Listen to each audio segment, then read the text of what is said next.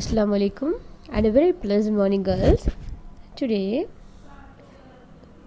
we are going to see the Glass Menagerie scene 3. Okay, here in this scene, what are all the things we are going to see? Scene 3: Amanda's efforts to get Laura married. Tom anger against Amanda. Tom calls Amanda a witch. Okay, these are all these things is going to happen in the scene 3. Okay, Amanda's efforts to get Laura married.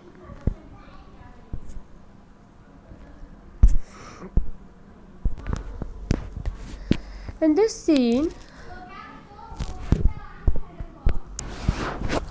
here in this scene, the image of a gentleman caller becomes an obsession in the house. That is, in the previous scene, we have seen that Laura is telling to Amanda that she is having a crush on Jim. Okay, her schoolmate.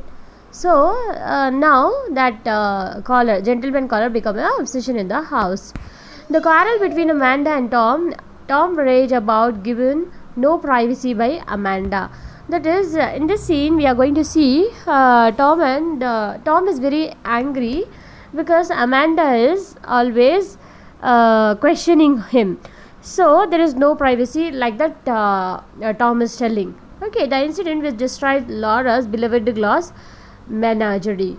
That is, by that time, while they are quarrel between Tom and Amanda, in that what happened, by mistakenly in an accident, Tom destroys Laura's beloved glass menagerie. That is glass menagerie, like a zoo animals made by glass. Okay, they are keeping in their home, and Laura loves them, the glass menagerie. In that incident, what happens? In the hands of Tom, it destroys. Okay, is it clear? Okay. Here, the scene is supposed to take place several weeks after the second scene. As the scene opens, a legend after the fiasco is flashed on the screen. Tom, as narrator, speaks from the fire escape landing. Now, as in the first scene, Tom as a narrator, now also he is speaking from the fire escape landing. Is it clear? Okay. He informs the audience how, after the fiasco of his sister Laura at Ruby Camp's business college, the idea of getting a gentleman caller for her became an obsession with his mother, Amanda. That is, after the beating in the business college, now the issue has become very obsessed in the family. Okay, with Amanda. Is it clear? He adds that the image of gentleman caller haunted their small apartment, like some archetype of the universal unconscious. Is it clear? Then, what happens? Tom is telling that to the audience, that matter is haunted our little apartment. Is it clear? That what he is telling is that the caller Jim matter is now it has haunted our small apartment, like some archetype of the universal unconscious. Continuing, Tom says that an evening at their home rarely passed without some allusion to this image, this spectre, this hope.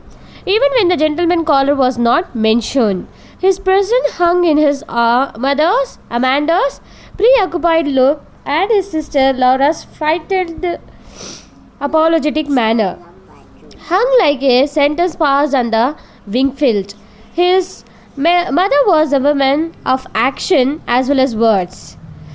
In order to provide for Laura, she began to take logical steps in the planned direction. Sorry, girls. Now, what happens? One or the other way, every day the talk goes on. Okay, it is like a. Uh, it is like some major issues is going on in their home about Laura's marriage. Was it clear? Okay.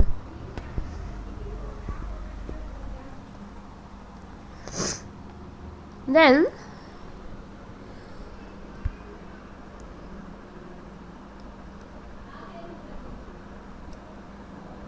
in order to provide for Laura, she began to take logical steps in the planned direction. That is, her mother Amanda wants her daughter to be married in any way, at any cost. Okay, so that she is taking logical steps. Is it clear? Okay. Then she began to take logical steps in the planned direction. Late that winter and in the early spring, realizing that extra money would be needed to properly feather the nest and plumb the bird, she conducted a vigorous campaign on the telephone, enlisted subscribers to the women's magazine called the Homemaker's Companion. Now, the winter season ends, and in the spring season, Amanda is thinking that this money is not enough to recreate Laura. Okay, and she's calling the magazine the Homemaker's Companion. Okay, it was a type of journal that features the serialized sublimation of ladies of letters who think in terms of delicate cup-like breasts, slim tapering waist, rich creamy thighs, eyes like wood smoke in autumn, fingers that soothe and cares like strains of music, bodies as powerful as Greek sculpture. At this point, the image of glamorous magazine cover is flashed on the screen. Now, she want to recreate that Laura, that is in that magazine, like a parlor, we can say, where they change the attire of a girl. Is it clear?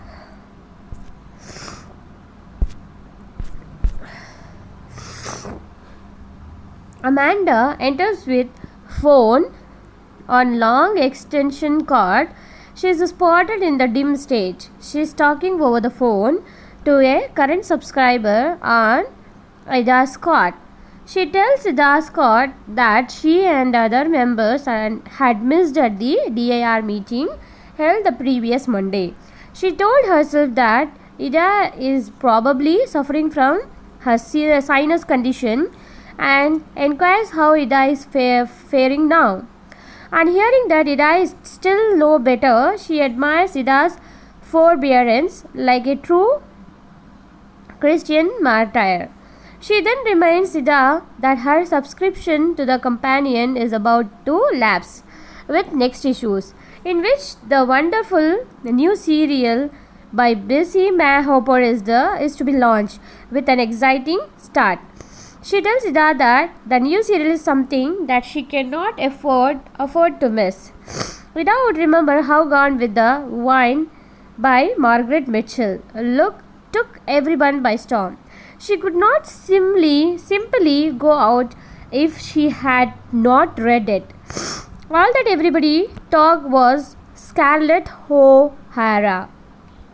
The new serial by Bessie Mayhopper is a book that critics already compared to Gone with the Wind.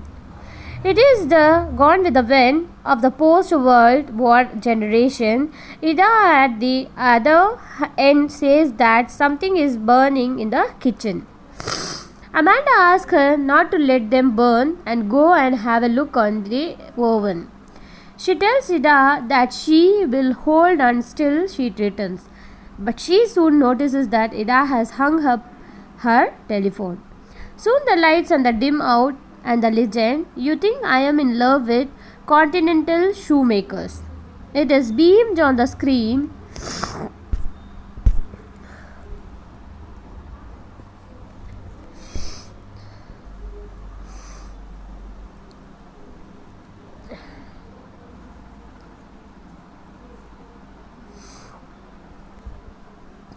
That is, it is beamed on the screen. Before the stage is lighted, violent voices of Tom and Amanda are heard.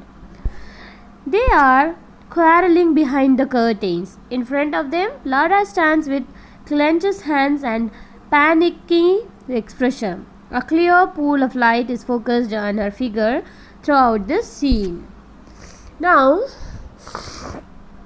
in dim stage, Amanda is talking to the subscriber or to some person whose name is Ida, and she's talking about the serial and about the new serial and everything she's discussing, and at the end she's telling something is burned and we have to check the oven, and at that time she comes to know that Ida has hung up her phone. Okay, that is cut her call. Then after that, in a dim stage that is behind the curtain, we hear the quarrel between Amanda and Tom, her son. Okay, they are quarreling and they are fighting with each other. In that time, in front of them, Laura is standing with a panicky expression. That is, she is very scared. Okay, we can figure out easily. Now, the scene that is in that part, Tom angrily shouts at Amanda what in the name of Christ he is supposed to do. Amanda warns Tom not to use that expression in her presence. Now, Tom is telling that what can I do by using the name Christ? Okay, and Amanda wants Tom not to use this expression, like watch your tone of voice. Okay, like that she is telling. She asks Tom if he has gone out of his senses. Tom retorts saying that he has been driven out of his senses. Amanda calling him a big idiot, single thing to call his own. He complains that she deprives everything that belongs to him. Amanda asks him to lower his voice and stop shouting as he does, but Tom persists, saying that the day before she confiscated his book and she had the nerve to do so. Now, in the quarrel, Amanda asking him to lower your voice, watch your tone, and she is telling no vulgar language. You are endangering your job. Like that, everything she is telling. Okay, Amanda asks him to lower his voice and stop shouting, but Tom is not doing so. Amanda agrees to having taken the horrible novel by that insane writer D.H. Lawrence from his shelf and returned it to the library. Though she cannot control the output, diseased minds are people who cater to them. She will not allow such filth brought into her house. Tom reminds her that though she calls it her house, it is the who pays the rent on it, and it is he who slaves himself to maintain the family. Now, what she is doing in quarrel, what she is saying that it is my house and I don't entertain this kind of behavior in my house. Like that, Amanda is telling. Further, Tom is replying that you are calling this house as yours, but I am paying your rent as I am slaving and I am running the family. Like that, Tom is replying. Understood, ma? Okay.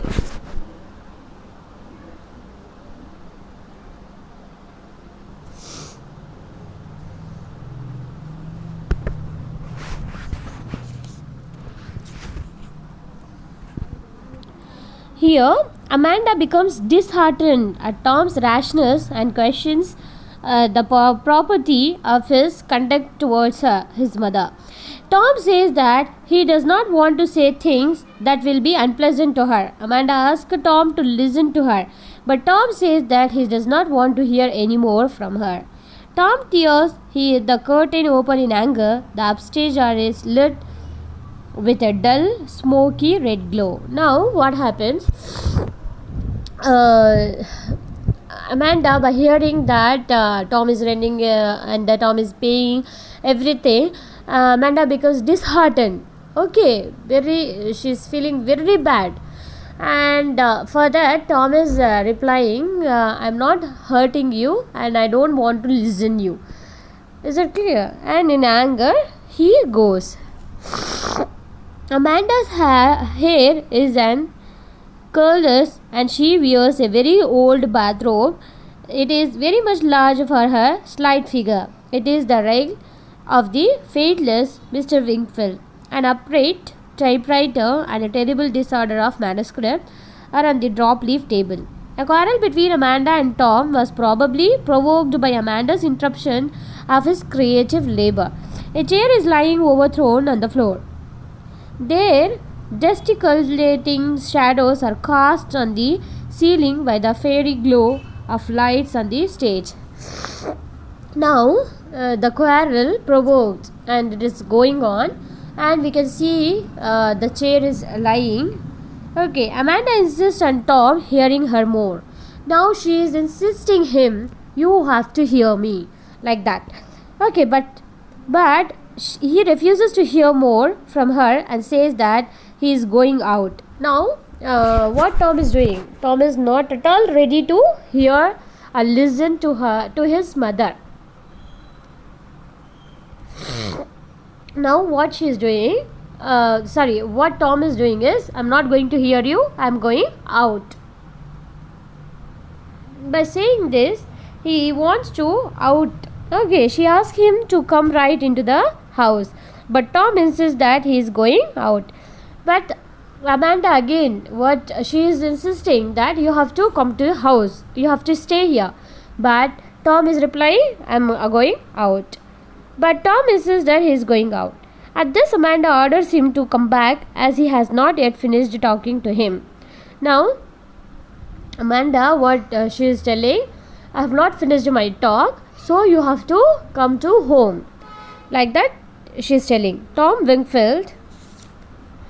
As Tom seems to be adamant, she desperately summons him and tells him that she cannot bear any more insolence from him, for she is at the end of her patience. At this, Tom comes back towards his mother.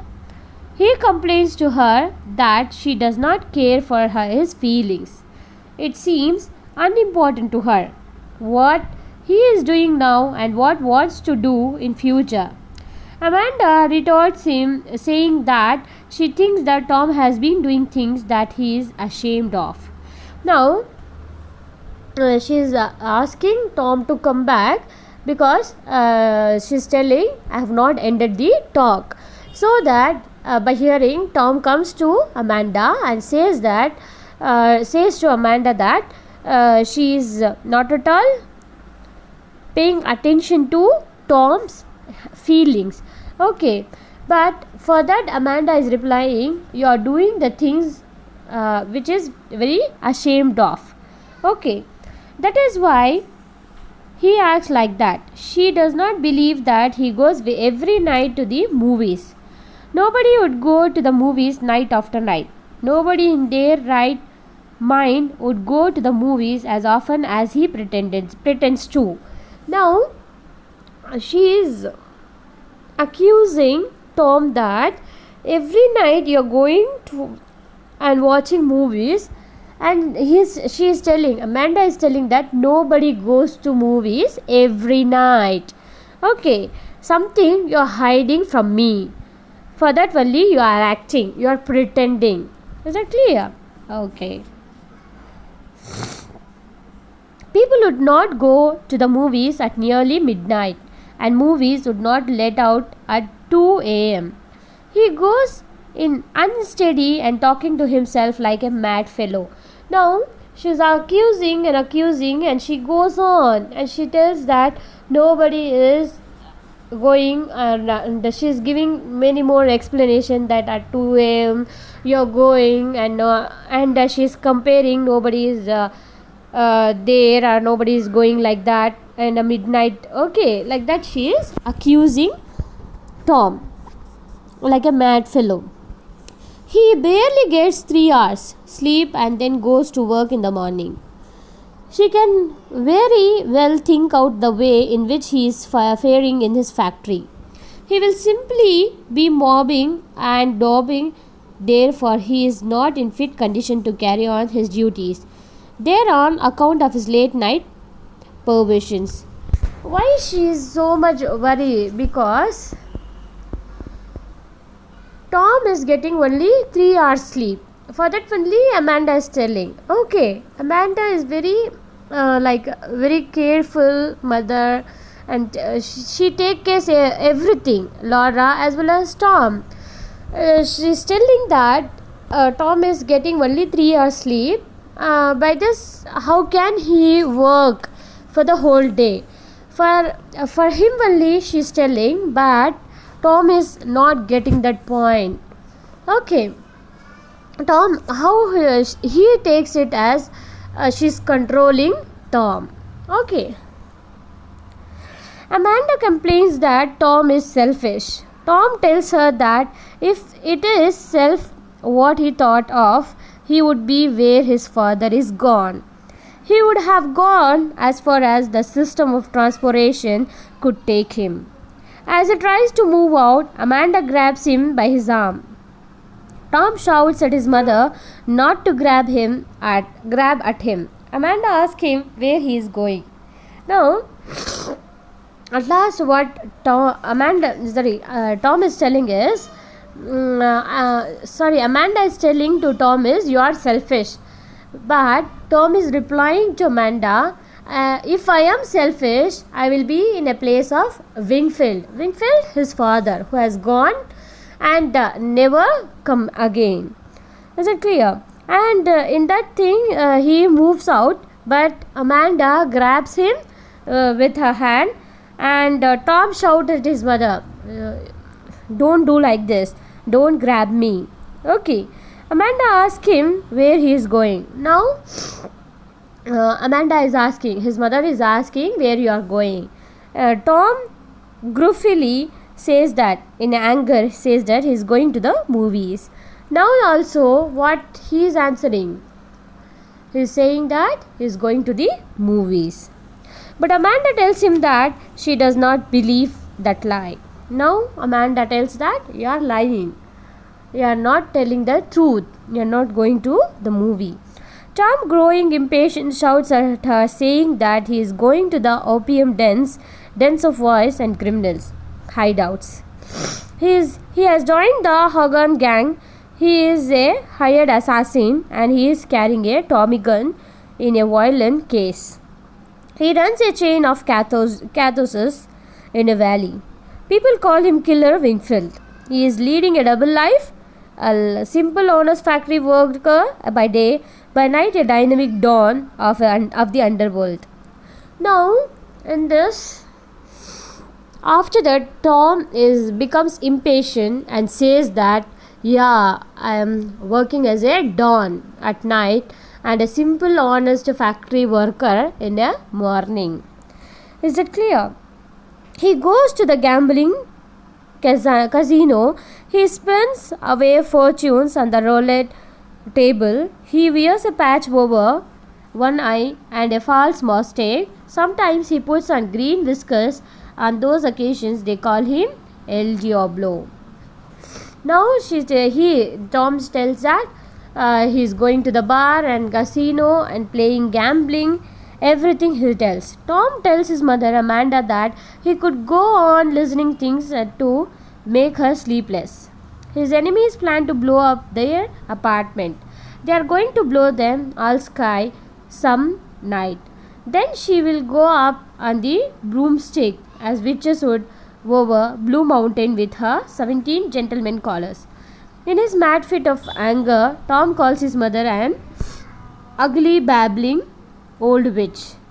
In a fit of anger, he seizes his overcoat and tries in vain to put it on as his arm is caught in the sleeve of the coat. He loses his patience, tears his coat off and hurls it across the room. It strikes Laura's glass figurines and breaks a few. Laura cries out as if wounded. At this, music is played and Legend the Glass Menagerie is projected on the screen. That is, in the quarrel, keep on telling many things that he is a don and is playing gambling and he is wanted, is a criminal and is carrying a violin. He's carrying a pocket gun in the violin case.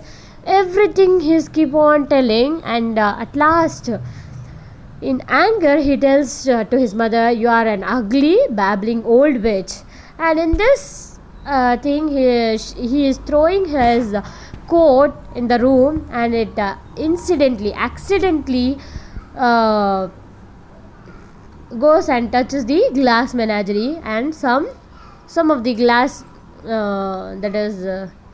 the toys, that menagerie you can see here, broke down, and Laura started crying, okay, like as if she is wounded, okay, as if she is hit by something, like that she is started crying. Is it clear, ma? Okay.